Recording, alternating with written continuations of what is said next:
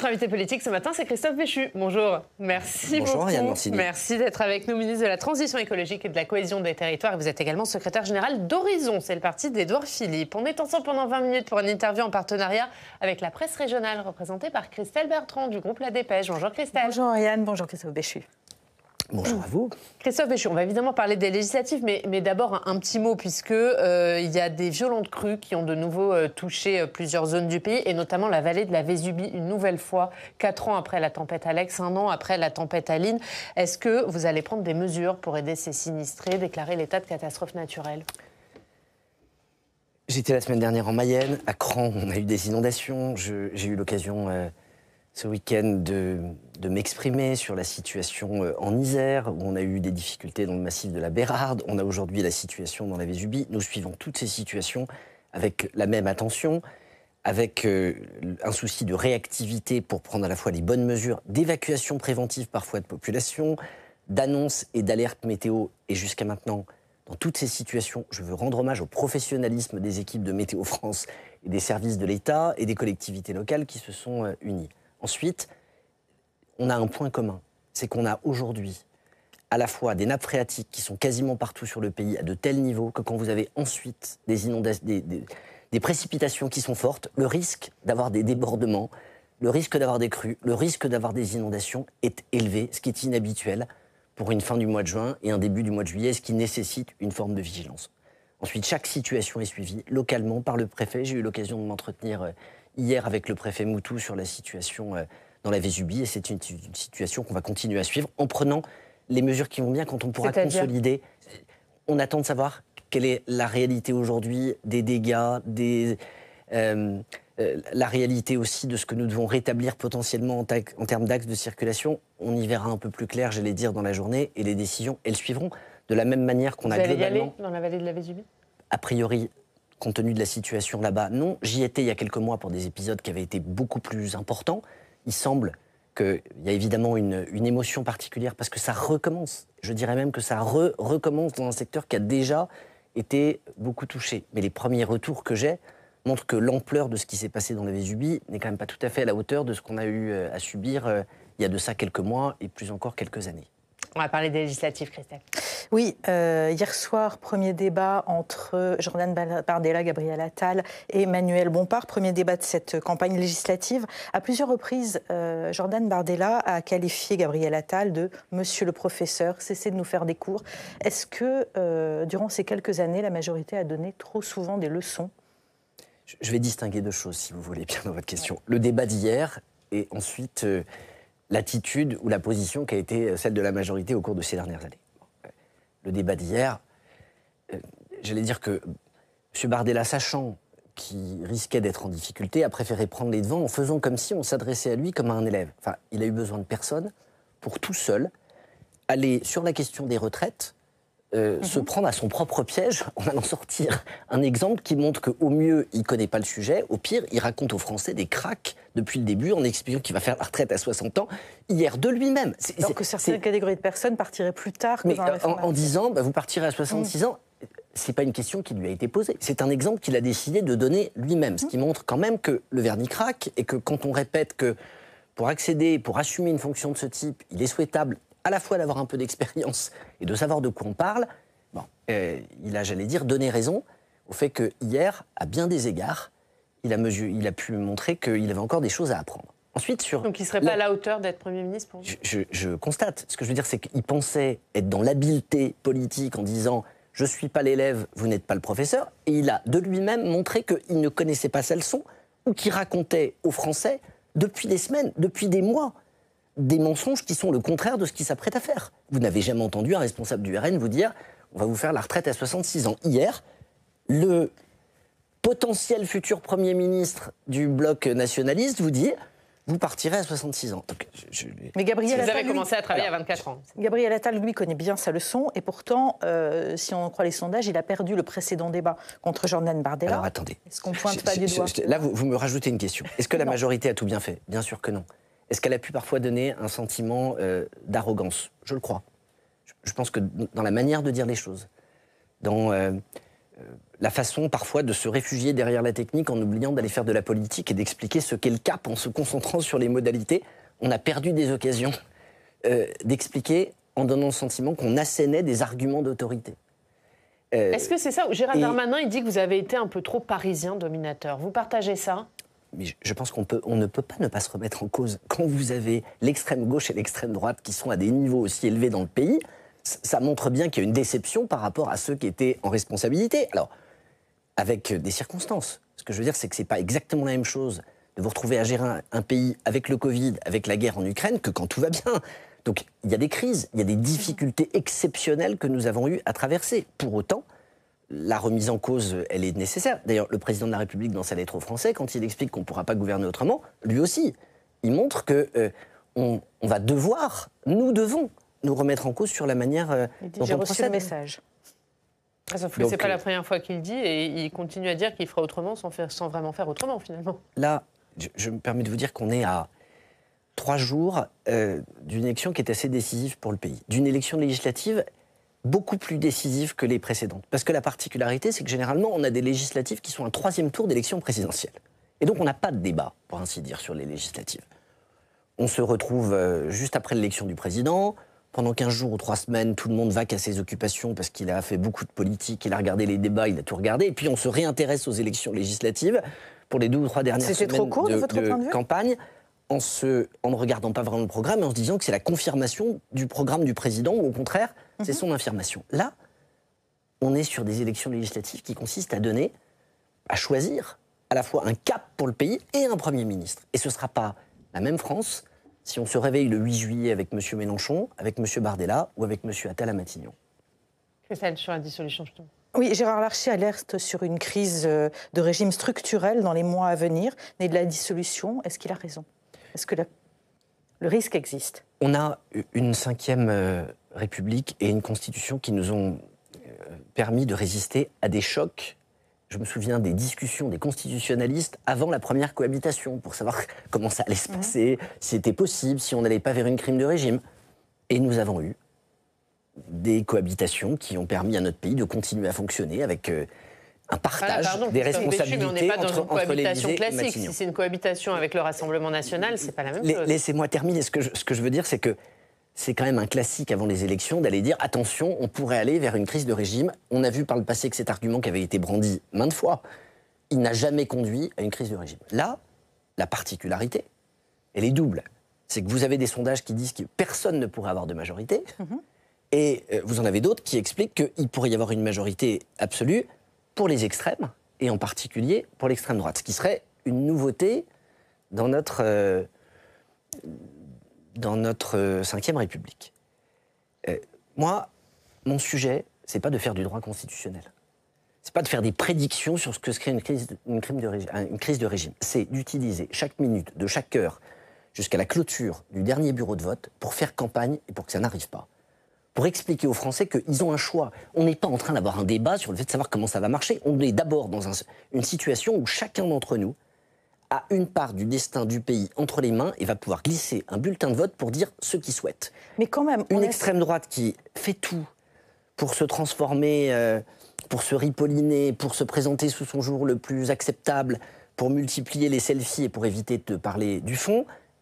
Une extrême gauche qui a mis la main sur la NUPES 2. Moi, entendre hier soir M. Bompard, c'était le loup déguisé en agneau, qui vous explique qu'il n'y aura pas de problème fiscal, que les 68 milliardaires, ça va suffire à régler les 200 milliards de factures qui sont présentées. Justement, avec une hypocrisie, en n'assumant pas les positions qu'il tient, en mettant le plus d'eau possible dans son vin. Enfin, lisez le programme de la NUPES.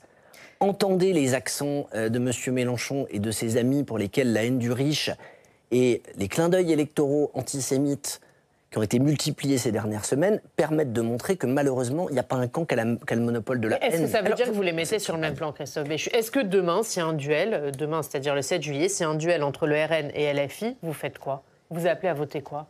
LFI est un parti extrémiste. Il n'y a pas un bon antisémitisme et un mauvais antisémitisme. On ne peut pas avoir constaté ce que nous avons constaté depuis des mois, avec l'antisémitisme résiduel, avec la phrase de M. Caron expliquant qu'on n'appartient pas à la même espèce humaine, avec ce que M. Guiraud a été faire en Tunisie. Et avec ensuite une espèce de tentative de se réhabiliter en disant on n'est pas comme les autres. Moi, je juge aux actes, je juge aux décisions. Je n'ai jamais considéré que le Rassemblement national était un parti comme les autres, à la fois parce qu'il est construit et bâti sur un socle idéologique et historique que nous connaissons, mais dans le même temps, je n'accepte pas que, au motif que l'extrême gauche est de gauche, on ne la considère pas comme un extrême. Nous avons deux périls objectifs. Quand j'entends les amis de M. Mélenchon expliquer que la police tue, quand je vois les outrances dont ils sont capables, je considère que dans les deux cas, vous avez des gens qui misent sur les fractures de notre pays et qui veulent les entretenir pour se garantir un capital électoral. Donc Nini. Vous me poserez la question quand on sera confronté à cette situation. Ce que j'ai dit aujourd'hui, c'est que c'est valable, valable pour les candidats LFI ou pour tous les candidats du Front Populaire. Je me promène partout où je peux pour aller soutenir des candidats et pour bien expliquer à nos concitoyens que pour ne pas avoir à faire ce choix, le mieux, c'est au premier tour d'utiliser un bulletin de vote pour la majorité présidentielle, de manière à faire en sorte d'éliminer un extrême au premier tour et d'éliminer le deuxième extrême au deuxième tour. Et si à ce choix, vous abstenez ? Vous me reposerez la question. Aujourd'hui, encore une fois, je ne suis pas dans le commentaire, je suis dans le combat. Non, mais là, on je suis sur votre plateau qui est pour de faire mettre passer la France insoumise et le Rassemblement national. Vous dites c'est deux extrêmes. Mais je vous confirme, les choses sont une clarté absolue. Alors, Christophe Béchu, vous décrivez là une recomposition politique majeure, à gauche, une gauche qui se regroupe à nouveau, et à droite aussi de multiples fragmentations, le départ d'Éric Ciotti. Mais j'aimerais vous faire réagir sur une nouvelle annonce ce matin, celle d'Aurélien Pradié, qui annonce qu'il quitte les LR, que c'est un parti mort. Qu'est-ce que vous en pensez ? C'est votre... J'ai vu qu'effectivement... C'est votre ancienne famille, on le précise. Famille, oui. J'ai vu qu'effectivement, dans votre journal, dans la Dépêche, il y avait ce matin cette annonce d'Aurélien Pradié qui me surprend sans me surprendre. Ce que je veux dire, c'est qu'Aurélien Pradié n'était pas exactement le centre de gravité de LR. Il s'était écarté de la candidate qu'il avait pourtant soutenue à l'élection présidentielle et qui expliquait qu'il fallait allonger l'âge de la retraite en ne votant pas la réforme qui avait été proposée et en considérant que ce qui était proposé par le gouvernement, qui était moins que Mme Pécresse, c'était déjà trop. Donc, il a, j'allais dire, une certaine habitude d'être frondeur. Là, je lui reconnais au moins un courage, c'est celui de constater qu'on ne peut pas continuer à faire semblant.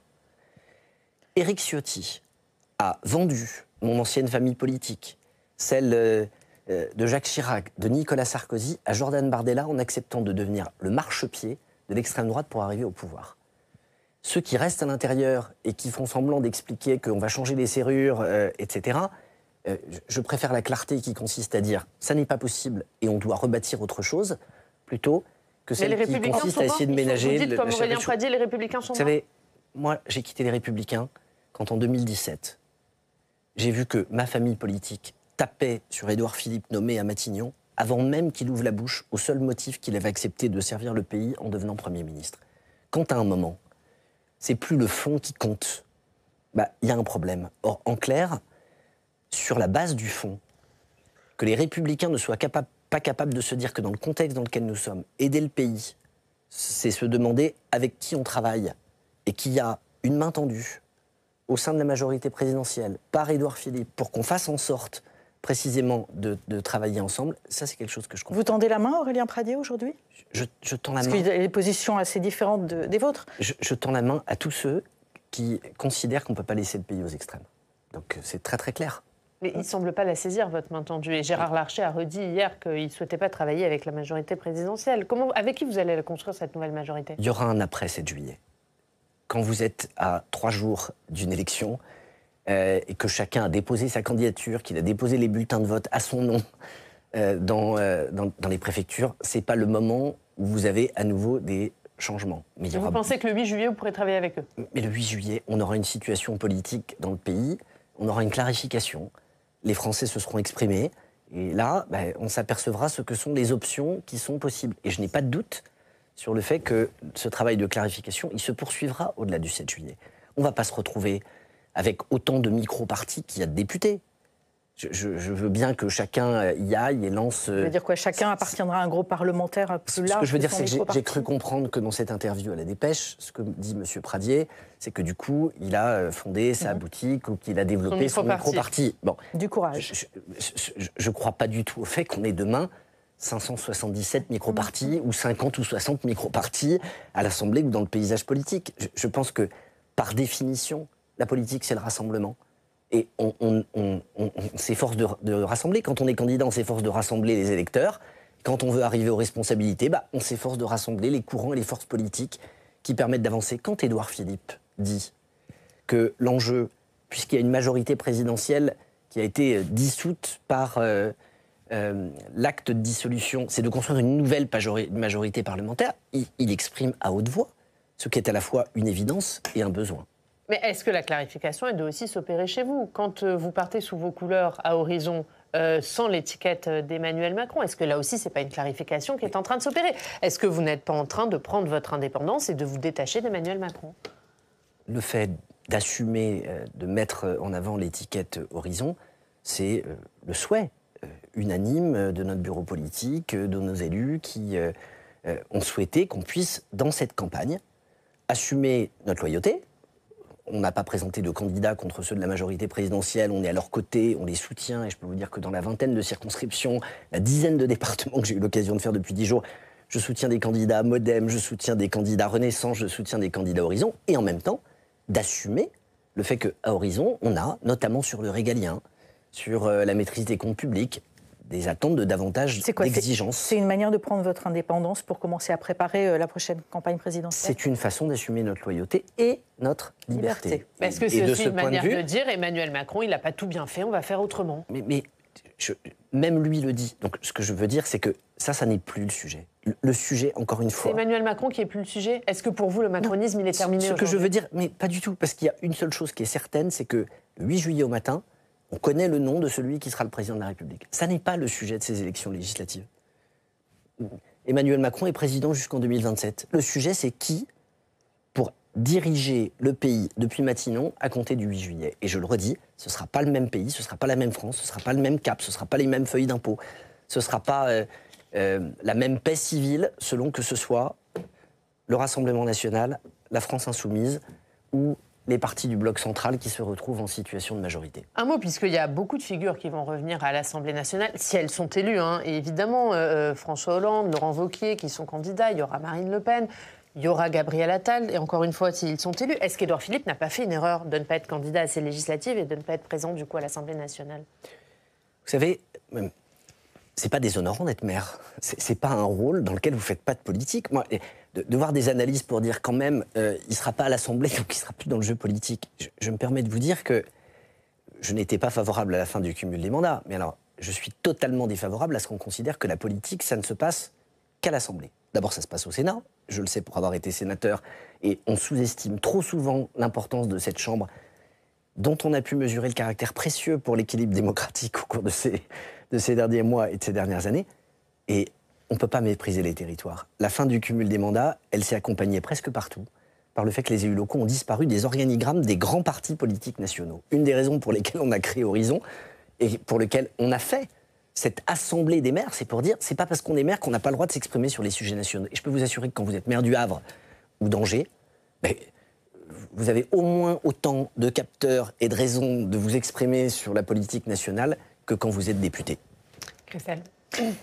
Oui. Projetons-nous un petit peu dans l'après 7 juillet. Le président de la République pense que l'arrivée au pouvoir de l'une des deux extrêmes mènerait à une guerre civile. Est-ce que vous partagez son point de vue? Je fais tout pour que nous ne soyons pas dans cette situation. Ensuite, chacun a la liberté des expressions qu'il utilise. Vous n'auriez pas employé ces termes? C'est sans doute pas les mots que j'aurais utilisés, mais encore une fois... on prend quelques mots qui sont sortis de leur contexte, dans le cadre d'une interview longue, où il y a beaucoup d'autres sujets qui sont évoqués. C'est pas la meilleure manière pour moi. Mais ce sont des mots forts parce qu'on est dans une situation qui est exceptionnelle. Enfin, le panorama, c'est quand même celui-là. On a le retour de la guerre en Europe. Les gens semblent l'oublier. C'est une réalité tout près de chez nous. On a la victoire probable à la fin de l'année de Donald Trump, dont une des premières conséquences sera de considérer qu'il faut moins aider l'Europe et sans doute d'être beaucoup plus agressif d'un point de vue économique que ne l'a déjà été Biden au cours de ces dernières années. On est dans une situation avec, à cause de la guerre, une inflation qui est haute, qui reflue désormais, mais néanmoins des inquiétudes réelles sur le pouvoir d'achat. Et on a en face de ça des gens qui nous proposent une aventure un Rassemblement national qui a multiplié les clins d'œil pro-russes, qui a refusé de voter les sanctions. Justement, c'est peut-être pas le bon moment de dissoudre. Et qui pourrait se retrouver en situation de prendre des décisions pour l'avenir de notre pays dans cette situation géopolitique avec les vertiges que ça représente. Et vous avez de l'autre, soumis à la France insoumise, une coalition, un cartel électoral qui va de M. Poutou à M. Hollande, qui propose de faire le plus grand choc fiscal alors qu'on parle de difficultés de pouvoir d'achat de ces dernières années, de supprimer les brigades anticriminalité et d'ouvrir les frontières. Pardon de vous le dire, mais tous les ingrédients pour qu'on ait deux France qui soient l'une en face de l'autre au lieu d'être soudées sont en place. Moi, je me suis engagé en politique pour une raison, c'est avec la conviction qu'il ne faut pas seulement que les gens soient côte à côte, mais qu'on fasse en sorte qu'ils puissent vivre les uns avec les autres. Et là, vous avez deux blocs qui, en vrai, à la fin, considèrent qu'il faut que les gens soient les uns contre les autres. C'est le prémisse, effectivement, des conflits. Mais depuis 2022, vous essayez, je parle, dis-vous, la majorité, de vivre avec les autres, de tendre la main au LR, à une certaine partie de la gauche. Cette main tendue, elle n'a jamais été saisie. Pourquoi les choses changeraient aujourd'hui ? Eh bien, nous n'avons pas de crampes. Ce que je veux dire, c'est que malgré le fait que tendre la main pendant une durée aussi longue, ça peut finir par faire un peu travailler les muscles, il n'empêche que je continue de penser. C'est mon ADN, c'est ce que je fais dans ma ville avec une majorité où la moitié des gens viennent de la société civile.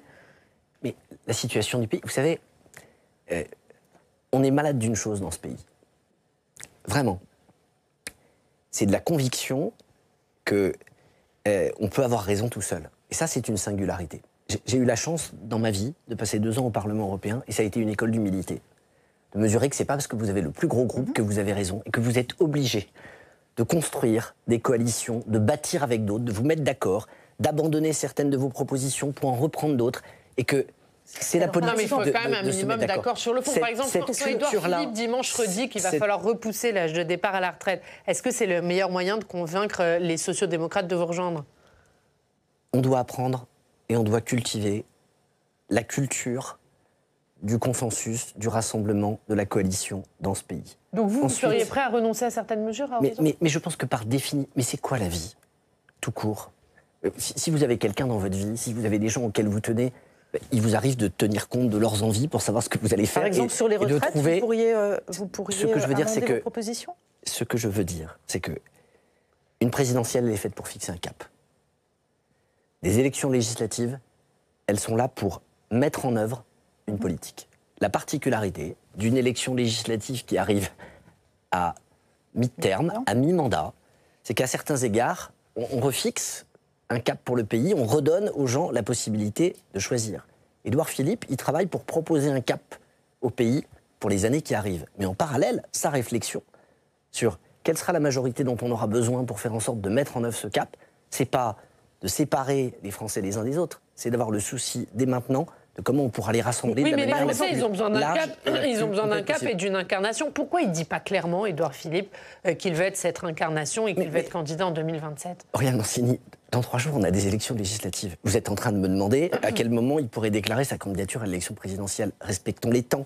Le sujet, encore une fois, là, c'est qu'il n'y ait pas un Français qui se dise que ces élections, elles ne sont pas très importantes. Personne ne doit laisser les autres décider à sa place. La démocratie, elle s'use quand on ne s'en sert pas. Et donc là, que chacun prenne conscience de l'enjeu. Lisez les programmes. Comparez ce que les uns et les autres proposent. Voyez la démagogie, ceux qui vous proposent la Lune sans la financer, et faites votre choix. Et faisons en sorte, effectivement, dans ce pays, dans les tensions que nous connaissons à tous les niveaux, de ne pas s'abandonner à des aventures. Est-ce que votre problème, c'est que le choix concernant votre camp, il ne va pas tellement se faire sur le programme, mais sur un rejet d'Emmanuel Macron ? Il y a 577 élections.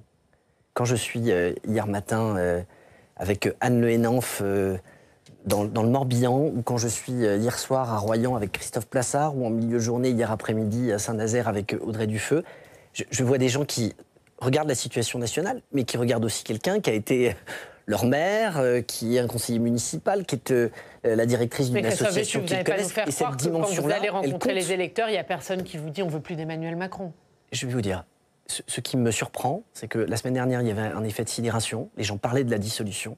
Cette semaine, les 48 dernières heures de campagne, plus personne ne regarde dans le rétroviseur. tout le monde est en train de prendre conscience de ce qui se joue dimanche. Emmanuel Macron, c'est pas le rétroviseur. Vous le dites, il sera encore là. Mais oui, mais c'est pour ça que je vous dis, ça n'est plus le sujet. Là, je vois des gens qui disent waouh, ça se passe dimanche, et les conséquences potentielles, quand on voit les chemins qui sont proposés au pays, sont telles que vous sentez une gravité dans les gens. Vous sentez un silence quand vous les rencontrez, parce qu'ils mesurent bien qu'on est sur le point de faire un choix décisif pour le pays. Dernière question. Et dans les conséquences potentielles, ce qu'indiquent les sondages, c'est que dimanche 7 juillet, aucune majorité ne pourrait se dégager des élections.